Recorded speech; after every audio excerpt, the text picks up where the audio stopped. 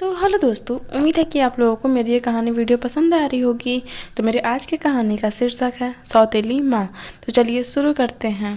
नर्मदापुरम गांव में रमेश नामक एक व्यक्ति रहा करता था, जिसका परिवार उस गांव में सबसे खुशहाल परिवार था। लेकिन देखते ही देखते उस परिवार में लोगों को नज़र लग जाती है। धीरे धीरे उसके दादा दादी की कार एक्सीडेंट में मौत हो जाती है और कुछ ही दिन बाद दादा दादी और जो रीमा की माँ सुस्मिता का भी देहांत हो जाता है। बिना किसी वजह के उन दोनों की मौत हो जाती है। ये सब रमेश बिल्कुल भी सहन नहीं कर पाता है।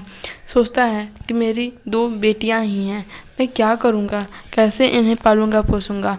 और अपने कुछ गांव वाले से राय लेता है कि मैं क्या करूं, मुझे बताओ, मैं बहुत परेशान हूं। मेरे मम्मी पापा पत्नी के देहांत के बाद मैं बिल्कुल अकेला पड़ चुका हूं। मुझे कुछ समझ नहीं आ रहा है, मैं करूं तो करूं क्या। इस बात पे गांव वाले बोलते हैं, ठीक है, तुम थोड़ा समय लो, समझो, फिर उसके बाद दूसरी शादी कर लो, जिससे तुम्हारी दोनों बेटियों को थोड़ा राहत मिलेगा। बड़ी बेटी को खाना बनाने भी नहीं आता, वो खाना बना रही है, उसे इस टाइम तो पढ़ने की उम्र है। तुम उसे पढ़ने के लिए स्कूल भेजो, ना कि खाना बनाने में मदद कराओ। तुम एक शादी क्यों नहीं कर लेते। ये कह के इसे तुम्हें भी आराम हो जाएगा। ये कह के गाँव वाले चले जाते हैं और रमेश सोचते ही सोचते एक दिन एक गरीब औरत से शादी कर लेता है। लेकिन वो मीना बिल्कुल भी अच्छी नहीं रहती है। वो दोनों बेटियों को बहुत मारती थी, जिससे दोनों बेटियों को बहुत परेशानी होती थी, उन्हें पढ़ने भी नहीं दिया करती थी।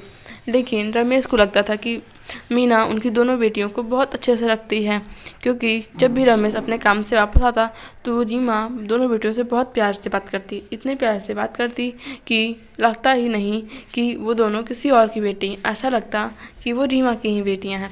इससे रमेश बहुत खुश था और रीमा से भी वो धीरे धीरे अच्छे से पेश आने लग रहा था। लेकिन एक दिन छोटी बेटी उसकी जाके अपने पापा को सारी बात बताती है। आप जब भी काम पे बाहर गए रहते हैं तो मीना माँ हमारे साथ बहुत बुरा बुरा काम करती हैं, हमें मारती पीटती और दीदी से खाना तक बनवाती हैं। ये सब सुन के रमेश बेहाल हो जाता है और कहता है क्या।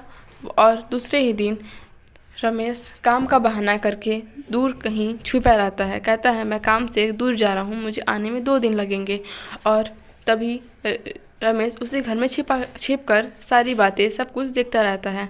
इस रीमा कैसे दोनों बेटियों को मारती, प्रताड़ित करती और बुरा बुरा व्यवहार करती, कैसे उन दोनों से खाना बनवाती, कैसे उन दोनों के साथ बुरा सलूक करती। ये सब देख रीमा बहुत मारती। ये सब देख रमेश की आंखों में आंसू आ जाता है। ये कह के रमेश बाहर आता है और रीमा को हमेशा के लिए उस घर से बाहर निकाल देता है।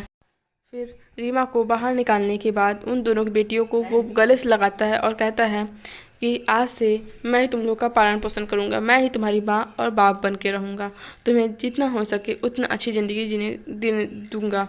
और ये कह के यहीं पे कहानी ख़त्म होती है। तो थैंक फॉर वॉचिंग। वीडियो अच्छी लगी हो तो लाइक शेयर सब्सक्राइब करना ना भूलें। बाय बाय दोस्तों।